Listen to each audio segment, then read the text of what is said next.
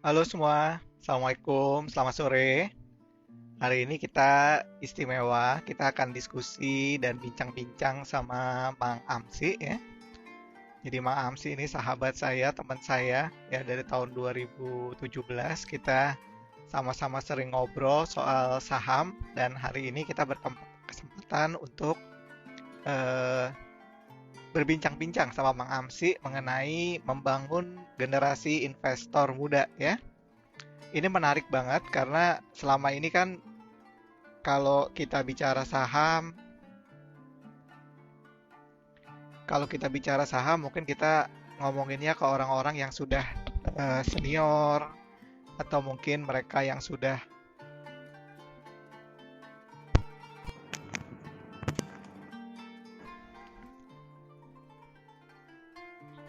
ngomongin ke sama orang yang senior atau mungkin yang sudah punya penghasilan. Nah, ini gimana kalau kita mau bicara dengan generasi muda ya, anak-anak kita atau mungkin keponakan kita yang belum memiliki penghasilan seperti itu ya. Nah, kita invite Bang Amsi sekarang.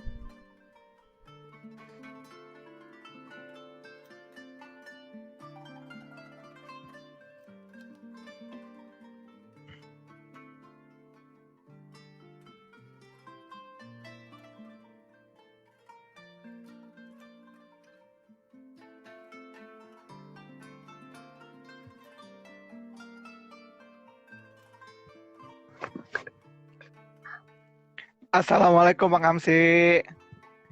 Waalaikumsalam Beb, apa kabar? Sehat-sehat. Ini lagi di Bandung apa di Cianjur? Di Cianjur di rumah, Oh, kirain kampung lagi di di kampung. Bandung. Di kampung, tapi PSBB, sinyal bagus ya. Apa PSBB? gak, Dulu gak ngejamin kemarin juga pas live terputus. nggak apa-apa, nggak apa-apa ya. Jadi gimana, Mang? Ya Ini santai. di Cianjur dulu ada tuh salah satu temen juga orang Telkom dulu meninggal di rumah Hmm, sakit situ, Dokter Hafidz tuh. Ternyata juga positif gitu ya. Nah, kalau di Cianjur sendiri suasananya lebih tenang atau masih kayak biasa-biasa aja, Mang sekarang? saya alhamdulillah kan karena di kampung itu nggak terlalu ini ya, nggak terlalu apa ya, nggak terlalu kelihatan gitu ya. Dan saya juga Mm-mm. saya sudah sejak pertengahan Maret nggak ke hutan, maksudnya nggak ngajar gitu. Nggak Jadi di ngajar rumah gitu. terus. Jadi nggak tahu jalan Alhamdulillah. tuh kayak gimana sekarang. Hmm. Kalau Jakarta sih masih rame, Mang. Saya setiap hari kadang-kadang keluar di Jakarta tuh ramenya masih kayak biasa aja sih. Gitu. Hmm. Nah, Kata jadi sih kata udah temen juga sama di Cianjur juga rame juga sih. iyalah namanya orang ngabuburit kan jelang buka Ramadan ya. Hmm, Nah, betul Mang betul Amsi Beb. kan selain kita kan kenal ya udah cukup lama ya dari 2016 2017 ya. Mang Amsi punya syariah saham, saya punya teman trader, punya Tetra. Nah, selain kita sibuk ngelola komunitas saham, apa sih aktivitas sehari-hari Mang Amsi? Mungkin teman-teman nggak tahu gitu loh. Oke, makasih Beb. Pertama-tama selamat apa nih? Sore ya, Sore, menjelang buka sore. lah, Iya. menjelang buka. Sehari-hari kalau saya kalau lagi normal ya, sekarang kan lagi nggak Hmm. normal nih ceritanya.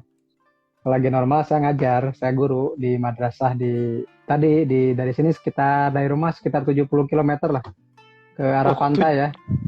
70 kilo ya. Jadi sama kayak dari Jakarta ke Bogor gitu ya. Sekitar seperti itu Iya, ya. yang bedanya kalau ke Bogor kan jalan tol Jagorawi. Nah, Ah, kalau kita jalannya kelok-kelok gitu. hmm. Itu emang dari sejak Mm. dulu, Bang, ngajar di situ, Bang. Sejak 2005, Dip. Sejak 2005 ya. 2005. Hmm. Tapi menarik ya, Bang. Apa namanya? Bisa berinteraksi bagi ilmu tiap hari ke anak-anak madrasah gitu ya. Alhamdulillah. Dan spirit mengajarnya ini juga kayaknya tetap tetap muncul sampai di grup-grup saham kita ya sekarang ya gitu. Jadi Iya, Alhamdulillah, Dip. nggak cuma ngajarin ilmu reguler aja, Bang ya Hmm. Iya, iya bener. gitu. Nah, selain dan Bang Amsi ini kan sekarang dikenal sebagai orang yang sangat sangat sangat concern lah. Saya nggak bilang Bang Amsi ini pakar saham syariah, saya nggak bilang. Ya, saya bilangnya Bang Amsi Hmm. sebagai orang yang sangat peduli ya terhadap perkembangan Hmm, dari inklusivitas saham syariah. Nah, itu gimana Mang ceritanya Mang? Kok cerita tiba-tiba awalnya ya, kan awalnya kan tersesat Mang gitu ya. Amsi tahun 2000 something masih sempet tuh posting-posting tentang saham Bakri gitu ya. Nah, kok tiba-tiba Hmm. sekarang tuh jadi sangat concern dengan saham syariah? Ada yang bisa diceritain nggak pencerahannya kayak apa Mang? Oke, makasih Bib. Pertama saya klarifikasi dulu karena waktu itu saham Bakri kan saham syariah. Itu satu, Bib. Coba cek, Oke, Bib cek lah Jakarta Islamic Index tahun 2007 itu isinya saham-saham Bang. Bakri ada di situ kok. Oke, oke. Jadi Kirain saya sih kirain awalnya kan Bakri waktu itu nggak syariah gitu. udah ada sebagian udah masuk kok. Terus Udah lama masuk yang syariah, yang alhamdulillah. Iyalah, tahun mm, 2005 saya masih di Bakri kok Mang Amsi, tenang aja, pasti syariah lah. iyalah masuk kok.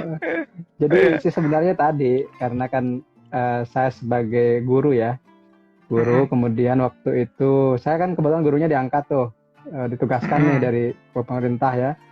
Jadi di itu saya melihat kalau guru itu biasanya pas pensiunnya, saya lihat ya faktanya waktu itu ya. Sekarang mungkin juga nggak terlalu berubah juga sih. Jadi banyak yang kurang menikmati kalau menurut saya ya, mungkin pandangan saya salah ya, tapi mm-mm, kurang menikmati masa pensiunnya gitu. Jadi biasanya kalau enaknya kan pensiun itu jalan-jalan atau misalnya ya minimal ada anggaran buat liburan gitu ya atau buat apa gitu. Saya lihat sih kebanyakannya masih berkutat dengan beban hidup dan yang lainnya gitu. Terus saya elaborasi lagi kenapa sih seperti itu gitu ya. Oh karena ternyata ketika masih bekerjanya itu kurang mempersiapkan ya. Mungkin sudah mempersiapkan tapi kurang maksimal mempersiapkan karena tadi gitu kadang dengan pola berhutang dan yang lain gitu. Jadi akhirnya untuk investasi itu mungkin juga belum belum terlalu apa belum terlalu literate ya, belum terlalu memahami juga sih tentang investasi itu seperti apa gitu. Akhirnya banyak yang ketika pensiun pun masih punya beban gitu ya. Apakah beban itu utang sifatnya atau juga beban untuk misalnya mengurusi anak-anaknya yang belum dewasa seperti itu. mm-mm. Nah, dari pijakan itulah saya melihat saya juga harus mempersiapkan nih gitu ya. Akhirnya saya belajar segalanya sih, belajar semua instrumen investasi maksud saya. Tahun 2007 itu awal-awal nikah saya belajar tentang apa? Tentang sebelum ke saham ya, saya belajar tentang unit link, deposito, emas, reksadana gitu termasuk akhirnya ke saham. Cuman dulu itu kan saham itu tidak semudah sekarang ya. Maksudnya inisial depositnya aja nggak terjangkau sama guru seperti saya gitu ya. Jadi teman-teman kalau mungkin saya klarifikasi ketika saya awal jadi guru kan nggak seperti sekarang gitu ya. Maksudnya guru zaman sekarang lah gitu. Guru zaman sekarang kan memang fasilitasnya kalau yang terutama yang sudah tersertifikasi itu kan lumayan gitu ya. Bisa 2 kali lipat gaji. Tapi kan ketika saya diangkat itu kondisinya ya masih belum ada tunjangan profesi, belum ada apa-apa gitu. Cuman saya masih ingat lah gaji pertama saya itu ratusan ribu gitu.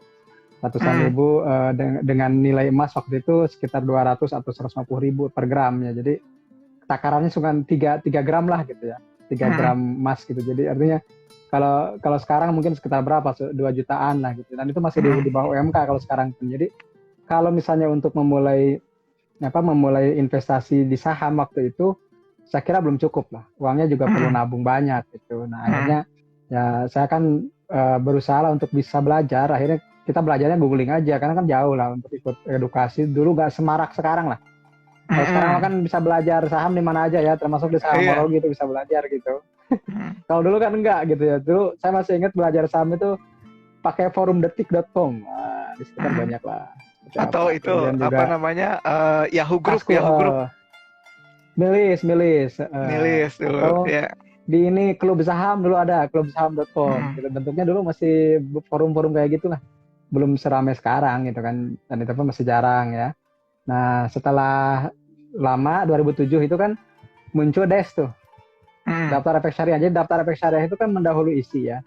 Jadi Mm. sebelum ada indeks saham syariah Indonesia sebelumnya sudah ada DES sebenarnya, tapi DES ini belum berbentuk indeks, cuman dari OJK dikasih aja tiap 6 bulan itu ada daftar efek syariah.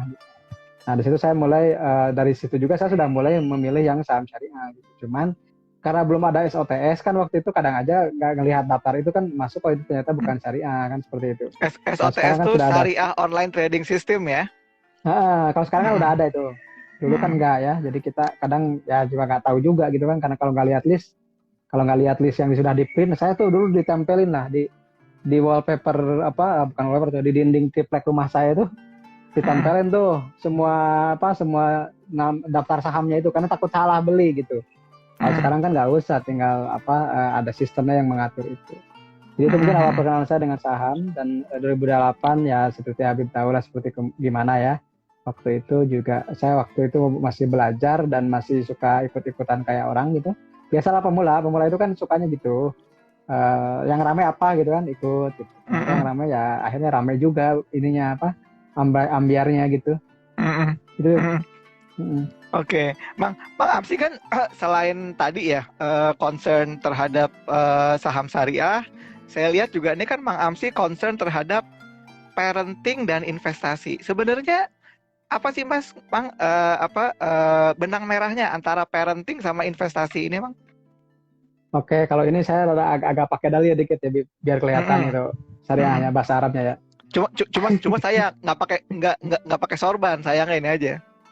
Habib kan nggak usah pakai semua udah kelihatan Arabnya, Bib. Kalau saya harus pakai bahasa Arab supaya kelihatan ustadznya gitu. Iya, iya. Jadi, maaf teman-teman kalau saya sama Habib suka candaannya, jadi jangan anggap serius ya. Mungkin saya nggak bisa Mm. serius kalau dengan Habib ya.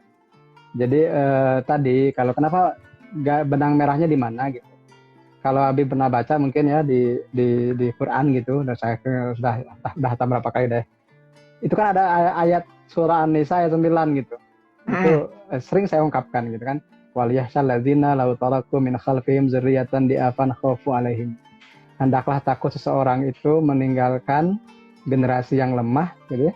Meninggalkan Mm. generasi yang lemah yang mereka takut dan khawatir dengan masa depan anak-anak generasinya gitu. Itu Mm. landasannya, Bib.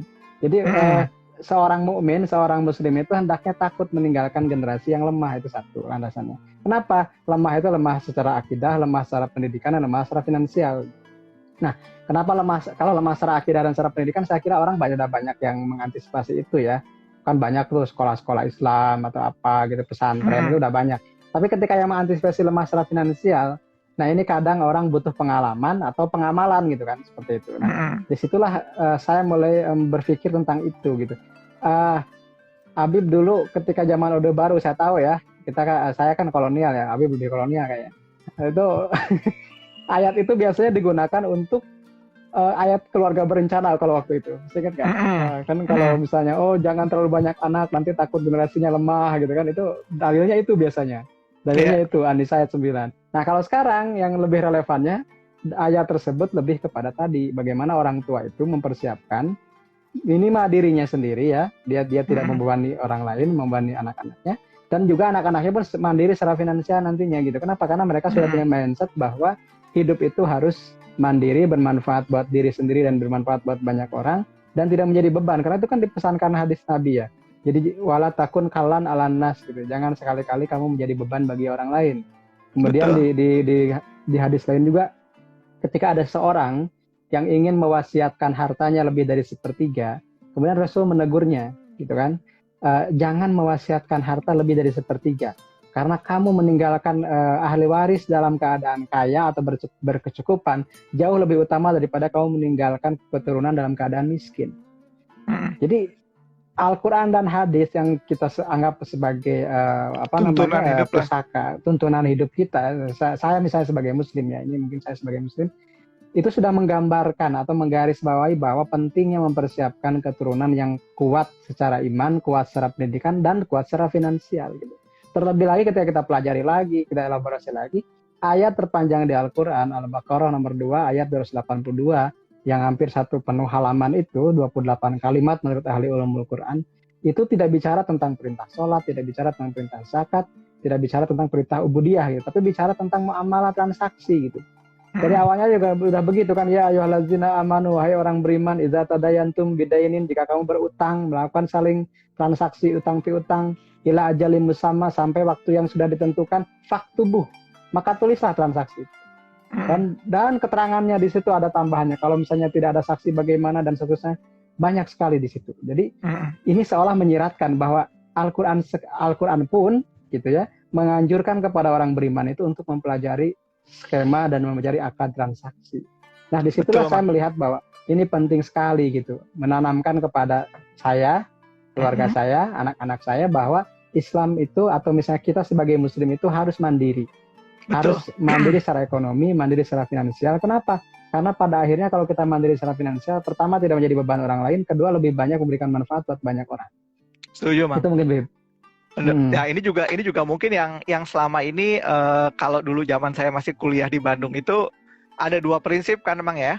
Kalau orang-orang yang mempersiapkan itu pasti berpikirnya engke kumaha gitu ya. Lain kumaha engke.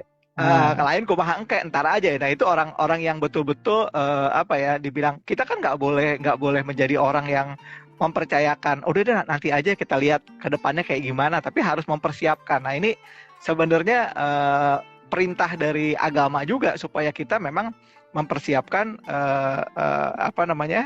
generasi yang mandiri, generasi yang kuat, baik itu secara iman, Islam maupun secara finansial. Nah, kalau di keluarga Bang Amsi, Bang, siapa aja nih yang udah berinvestasi sekarang? Mungkin jangan anak dulu, misalnya ipar atau mertua atau siapa yang udah gitu. Ya, gini Bib. Jadi kan kalau misalnya yang pertama kali memberikan modal saya untuk belajar saham itu mertua saya.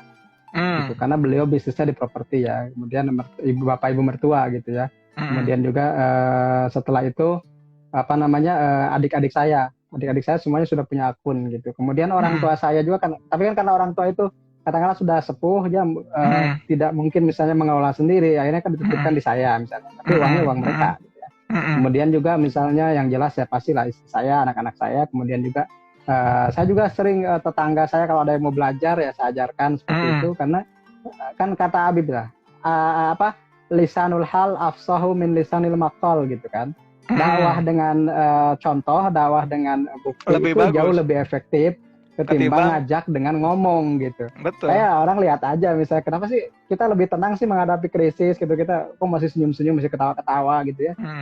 Seperti apa ya? Tadi gitu, karena kita pertama punya iman pastinya, yang kedua kita juga udah mempersiapkan dengan risiko terburuk yang ada dalam kehidupan.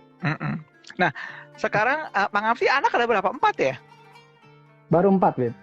Baru 4 ya. Nah, sejak usia berapa nih, Mang Amsi mulai mengajarkan investasi ke anak-anak? Kalau dulu kan zaman kita Orde Baru ya, kolonial ya, kita yang diajarkan itu menabung sama Titip Puspa ya. Bang bingbung yuk kita ke bank gitu kan. Nah, sedangkan kan kalau investasi itu kan agak sedikit berbeda. Kalau menabung dulu mungkin kita di rumah disiapin celengan, pulang sekolah masukin duit di situ. Nah, apa challenge-nya, Mang? Ngajarin soal anak menabung sama mengajar anak ke investasi, dan sebaiknya dimulai di usia berapa sih? Oke, Bib. Filosofinya sederhana dulu itu ya. Ketika saya sadar bahwa kenapa sih harus memulai dari sedini mungkin gitu. Karena kan ketika saya belajar konsep compound interest, kemudian belajar misalnya Warren Buffett aja mulainya dari 11 tahun. Kemudian banyaklah investor-investor dunia misalnya dimulainya dari sejak dini begitu ya. Nah, di situ saya kan telat sadar di investasi itu ketika udah menikah gitu, ketika usia mungkin sudah dari 25 tahun, saya tidak bisa mengulangi waktu itu kan. Sementara waktu adalah sahabat utama investasi. Nah, di situ saya bernazar sama istri saya, kalau kita punya anak, maka sejak 0 bulan kita akan buatkan tabungan investasi gitu. Yang sederhana aja yang bisa dijangkau oleh kita sebagai orang kampung gitu. Nah, akhirnya ketika empat-empatnya itu kalau kita itu udah punya ritual gitu ya. Pas akhir anak itu bikin kakak, bikin akta kelahiran gitu ya. Terus bikin tabungan pendidikan anak gitu yang berbasis misalnya di bank syariah di kota kita yang ada aja gitu. Terus misalnya asuransi reksadana dan yang lainnya gitu. Nah, kalau kita mulai mengajarkan tadi, saya juga tidak mengajarkan langsung sih. Sebenarnya awalnya mereka aja penasaran. Enggak langsung charting, enggak lah, itu mah bagian Habib yang ngajarin bukan saya. Jadi saya kan cuman dia ada penasaran, Pak itu apa sih? Bapak suka diundang kemana gitu ya waktu itu, atau misalnya Bapak suka nulis apa sih gitu, atau lihat ada grafik gitu ya, kalau yang udah mulai sekolah kan tahu. Saya bilang itu kisah Bapak lagi belajar saham. Saham itu apa ya? Kan ketika mereka penasaran baru saya jelasin nih. Nah, kemudian kita antar misalnya suka nganter mereka jajan nih, ceritanya jajan ke minimarket atau ke pasar gitu ya. Terus saya suka iseng nanya, itu perusahaannya apa? Misalnya dia beli snack gitu ya, atau beli apalah mie gitu. Coba cek itu apa nama perusahaannya gitu. Terus dia sebut, atau beli beras gitu, itu apa? Oh, ternyata ini Pak Nah, terus dia nanya, ini Pak ada nggak perusahaannya di yang Bapak itu sering lihat tiap hari gitu? Ada, namanya ini kodenya. Nah dari situ mulai penasaran kan? Nah, terus saya jelasin, nah kalau mau beli minimal sekian, mau beli minimal satu lot itu 100 lembar. Nah sampai saya pernah punya cerita kan, ada anak saya yang ketiga itu usianya baru 7 tahunan waktu itu. Lebaran tahun kemarin kayaknya itu. Dia punya tabungan, jadi emang konsepnya awalnya nabung dulu sih, Bib. Jadi nabung Iya. di celengan mereka masing-masing gitu. Tapi ketika nih Pak, saya Yasin namanya Yasin kan, Yasin mau nabung saham dong nih 100.000 gitu kan. Terus saya nanya balik, emang Yasin punya uangnya berapa nih totalnya di bulan puasa ini? Kan banyak yang ngasih tuh, ada paman-pamannya ngasih gitu. Ada 600 Pak katanya.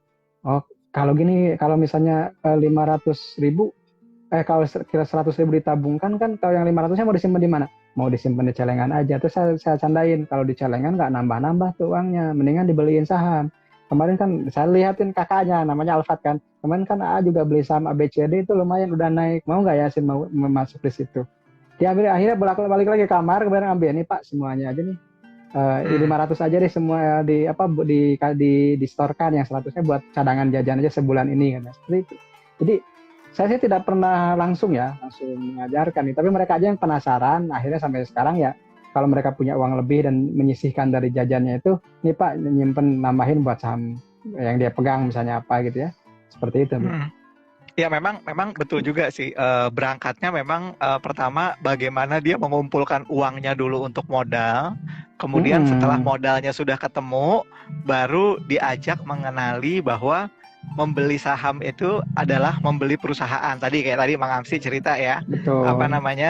pergi ke toko, kemudian ke Indomaret atau kemana, nemu produk, dijelasin bahwa ini ada loh perusahaannya ini ada di bursa, bisa dibeli sahamnya. Nah itu sebenarnya salah satu cara yang terbaik, karena memang kalau investasi ini kan berbedanya dengan saham. Kalau investasi kan, kalau menabung itu kan konsepnya menyimpan.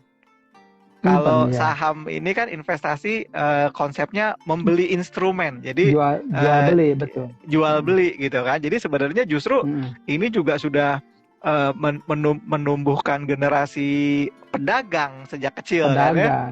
Betul. Pedagang ya, pedagang jadi bagus ini ya. Nah,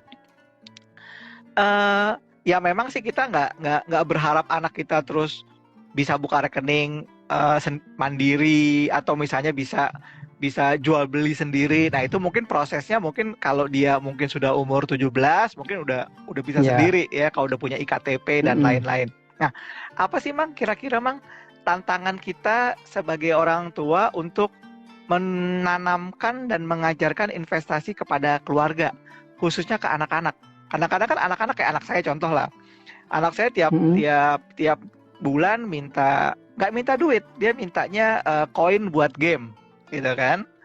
Kalau diajak untuk menabung nggak mau. Kalau misalnya boro-boro di menabung, apalagi investasi gitu kan. Apa Mang kira-kira tantangan kita untuk menanamkan atau mengajarkan investasi kepada anak-anak? Challenge-nya apa Mang? Ya mungkin challenge-nya tadi sih, karena kan masih usia anak-anak ya. Kalau istilahnya di Sunda itu usia lapar mata gitu ya. Lapar mata itu kan kalau kelihatan ada apa saja mau dibeli gitu ya, mau dibeli. Tapi sebenarnya sih karena mungkin karena faktor geografis juga, saya tinggal di kampung ya, kemudian kita jarang sekali keluar kota karena tugas saya misalnya di hutan juga ya, di gunung gitu. Jadi jauh. Jadi artinya mereka itu ada mindset investnya gini, Pak nanti kalau Bapak libur semesteran, libur ngajar, kita mau liburan nih kan gitu. Nah kita mulainya dari situ aja. Jadi tantangannya memang pertama tadi gitu. Kalau mereka sudah mau ada keinginannya gitu kan, nah kita tinggal arahkan saja. Oh mau liburan ya, liburannya kemana gitu kan. Kita hitung berapa bulan lagi, berapa butuh uangnya, per bulan berapa, per hari berapa. So, silahkan cicil dari sekarang. Gitu. Jadi saya arahkan aja keinginan dan kemauan mereka itu menjadi nabung yang semi invest, misalnya disimpan di reksadana pasar uang, simpan di reksadana yang lain seperti itu. Jadi tetap temanya tetap investasi gitu, meskipun kebutuhannya disesuaikan. Kalau yang jangka pendek gunain apa, kalau yang jangka panjang pakai instrumen apa gitu. Tantangannya tadi sih, kalau anak-anak memang usianya masih usia main. Jadi kalau misalnya mereka punya keinginan misalnya, tapi ya karena mungkin anak di rumah kan nggak ada TV ya Bib ya, jadi kita nggak punya TV ya. Jadi sedikitnya bisa mengerem keinginan-keinginan kebanyakan anak gitu ya. Jadi karena kita nggak ada televisi di rumah. Jadi kalau misalnya teman-teman ini ada yang baru, dia anak saya suka bingung apa yang baru, karena mereka nggak nonton gitu, nggak ada sumber informasinya gitu. Jadi mungkin itu juga salah satu hal yang bisa sedikit mereka lebih memprioritaskan investasi, meskipun ada juga keinginan mereka yang bisa mereka tabung gitu. Yang penting seimbang aja sih kalau menurut saya. Oke, jadi memang memang benar sih, Mang. Jadi salah satu cara terbaik untuk mengengage mereka supaya bisa mengerti investasi adalah dengan membuat tujuan-tujuan finansial Betul, yang mereka mau. Misalnya contoh, Mang, saya mau umroh misalnya, atau Mak, saya mau ikut ke Singapura gitu. Oke, kita invest dari sekarang kayak gitu. Nah, itu sebenarnya juga salah satu cara yang benar sih ya. Nah, sekarang gimana nih? Mang Amsi kan juga sering ya diundang bicara, sering live kayak seperti ini. Itu apakah merupakan bagian dari siar Mang Amsi untuk menyebarluaskan pentingnya membangun generasi investor atau gimana, Mang? Oke, terima kasih, Bib. Jadi sebenarnya kan nih, kalau saya sih meyakini ini takdir Allah sih. Saya nggak pernah menyangka saya bisa ngobrol dengan Habib seperti sekarang gitu ya, karena mungkin 6 tahun ke belakang atau 7 tahun ke belakang saya masih guru biasa gitu ya, guru biasa yang menjalani aktivitas ngajar seperti biasa gitu. Cuma ya tadi mungkin passion gitu ya. Passion itu sesuatu yang tidak bisa dikalahkan dengan apapun ya, meskipun capek, meskipun tanda kutip misalnya tidak ada hasilnya menurut orang lain gitu ya. Kalau saya kan tidak menganggap kalau hasil itu bukan hanya semata-mata finansial kalau menurut saya ya, Bib ya. Jadi kalau kita mendapatkan sesuatu yang bermanfaat, berbagi kepada orang lain juga itu. Dan sebenarnya yang membakar saya sebenarnya orang luar sih, Bib. Jadi saya sering cerita ini kan. Jadi ketika saya dapat beasiswa waktu itu di UIN Jakarta, kemudian ada orang Thailand yang mau belajar investasi saham syariah langsung ke saya karena dia disaranin sama teman yang suka trading itu, Mang Amsi katanya kan, kalau saya lagi di taman pasca itu orang lain ngerjain tesis, saya trading gitu ya, buka running trade gitu, atau bikin tulisan lah buat di portal-portal gitu, buat di forum-forum. Nah kemudian ada yang datang, Pak Amsi ya saya dari Thailand, saya mau belajar investasi saham syariah, saya sudah mengenali saham-saham syariah di Indonesia, saya mungkin saya ingin buka akun. Itu saya di satu sisi saya bahagia, sisi lain saya miris gitu. Kenapa? Kok orang lain lebih melek ya tentang investasi syariah di kita gitu. Sekarang sementara kita literasi membuktikan 2016 itu masih 0,01% lah literasi saham syariah itu, pasar modal syariah. Kalau pasar modal syariah mungkin agak naik lah ya. Tapi untuk yang syariah itu masih 0,01%. Bahkan inklusinya itu sudah melebihi daripada literasinya. Layanannya sudah disediakan lebih banyak ketimbang literasinya. Di situ saya tergugah ya. Saya harus memberikan sesuatu nih. Maka dibuatlah blogspot yang syariah saham itu ya. Pokoknya saya mah nggak peduli ada yang baca atau enggak. Yang penting saya nulis gitu. Nulis aja. Dan itu saya kopas nulisnya dari OJK, dari bursa. Yang penting saya masih ingat waktu itu bulan-bulan pertama ada blog itu yang baca mungkin cuma 20 orang gitu ya. Terus berkembang. Terus sekarang sebenarnya titik tolaknya saya bergabung di sebuah forum saham. Kemudian di situ saya mulai ngobrol dengan banyak orang, mulai dikenal, mulai saya pernah diundang tahun 2015-an lah ya. 2016 saya diundang di satu forum komunitas, mulai di situ. Dan pertama kali dikenal bursa ya tahun 2016 waktu itu, 2016, dan ketika ada satu perwakilan mengundang kita ya alhamdulillah dari situ mulailah terbuka keran-kerannya gitu ya. Jadi kalau saya melihat bahwa ini takdir dan 2017 saya pernah bertemu seseorang, ini saya sering ceritakan juga. Beliau itu ketemu dengan saya, kemudian menyarankan, Mang Amsi, saya kan nanya ke saya, Mang Amsi setelah ini mau kemana? Saya bilang saya mau S3 lah, kalau ada uang saya mau doktoral bahasa Arab gitu, karena saya dari S1, S2-nya bahasa Arab, S3-nya pun bahasa Arab. Terus dia bilang ke saya, jangan Mang, bahasa Arab udah banyak ustadz-ustadz yang bisa bahasa Arab, tapi kalau yang ngomong saham syariah, saya tuh mau belajar dari Mang Amsi katanya, minimal Mang Amsi meskipun bukan ahlinya tapi pernah punya pengalaman. Jadi menurut saya Mang Amsi udah aja di saham syariah konsumnya. Itu Bib ya. Kemudian yang kedua, di masih di tahun 2016-an, saya pernah cerita juga ini, ditanya oleh mantan direktur XL Pak Hasnul Suhaimi itu. Jadi saya disuruh pilih mana bahasa Arab atau saham syariah gitu kan. Terus akhirnya saya milih, setelah ditanya 3 kali, Pak Hasnul nggak terima argumen, cuma terima jawabannya aja, milih saham syariah atau bahasa Arab gitu. Cuma milih opsi itu, nggak usah pakai argumen katanya. Terus saya jawab, ya udah Pak, saya pilih saham syariah deh gitu. Ya udah selesai pertanyaannya gitu. Itu di waktu itu di sesi alumni LPDP ditanya keberlanjutannya mau seperti apa. Nah ternyata jawaban saya itu ketika saya menyebut saham syariah, tidak lama setelah itu sekitar 2 atau 3 minggu ada undangan tuh. Jadi seolah-olah menunjukkan ya udah kamu di situ aja deh jalannya gitu. Bahasa Arab biarin yang lain, yang banyak ustadz yang lebih fakih ketimbang saya, mungkin Iyalah. lebih berwajah Arab seperti Habib begitu kan. Lebih cocok lah ngajarin bahasa Arab dibanding saya gitu. Ya. Akhirnya di situ lah, mulainya dari situ. Jadi sebenarnya moment of truth-nya itu. Ketika saya harus Oke. memilih di antara dua itu, dan itu dibuktikannya sekarang. Jadi kalau Habib main ke gubuk saya kan banyak ada yang suka ngasih plakat sertifikat tuh ya. Saya suka pandangi satu persatu, mana bahasa Arabnya kok nggak ada ya. Kebanyakannya saham syariah, ekonomi syariah, investasi syariah gitu. Jadi ya mungkin bahasa Arab bukan peruntungan saya cuma sebagai apa namanya tugas saya sebagai pengajar bahasa Arab gitu. Tapi passion saya memang di sini. Gitu. Oke.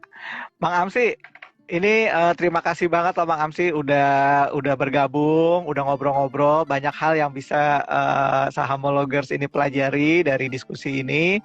Saya cuma bisa doakan semoga kita makin sukses ya, kemudian partisipasi dari masyarakat untuk belajar dan juga untuk berinvestasi di saham itu makin tinggi sehingga tercipta masyarakat yang sejahtera ya. Kalau bahasa Amin. itunya apa tuh Bang Amsi? Badatun toyibatun warobun gofur kata Warobun Pak Harto gofur. dulu. Itu surat Sabah itu, surat Sabah. Ya kata Pak Harto dulu kan begitu kan kalau lagi zaman Orde Baru ya. Selamat berbuka puasa Bang Amsi sebentar lagi ya. Semoga menunya enak ya, dan yang pasti kita semua sehat, selamat, terbebas dari segala macam penyakit dan bisa melalui krisis ini dengan baik dan harapannya bisa menjadi lebih sejahtera. Amin. Terima kasih Bang Amsi. Wassalamualaikum warahmatullahi wabarakatuh. Sama-sama. Salam buat keluarga semua ya. Assalamualaikum. Ya, makasih.